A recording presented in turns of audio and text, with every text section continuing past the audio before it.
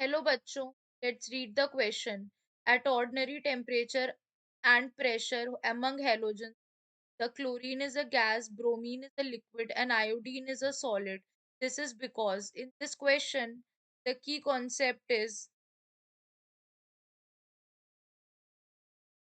van der Waals force.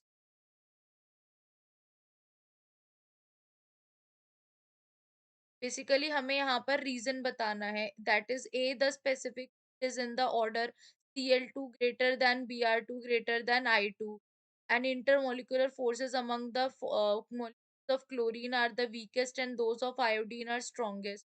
The order of density is this, the order of stability is this. तो basically की concept है Van der Waals force. ये हमारे week intermolecular force होते हैं। क्या होते हैं? वीक इंटरमोलिक्यूलर फोर्सेस होते हैं।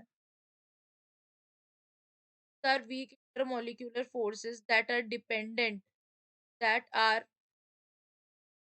dependent on the distance on the distance between atoms or molecules।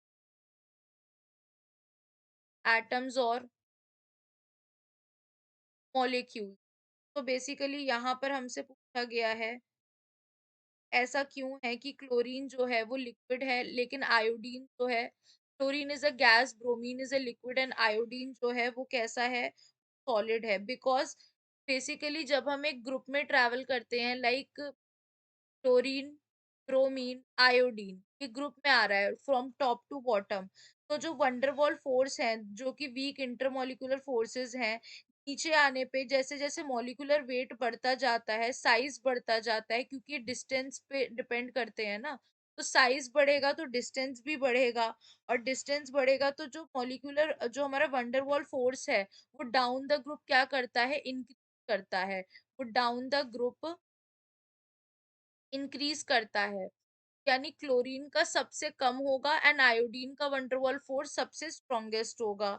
तो यानी कि अब यहाँ पर अगर हम देखें फर्स्ट हमारा specific is in the order of this, तो ये रॉन्ग हो गया। Intermolecular forces among the chlorine are weakest and that of the iodine are strongest. हमारा करेक्ट आंसर क्या हो जाएगा? ऑप्शन नंबर ही is the right answer. Hope you guys understand. Thank you.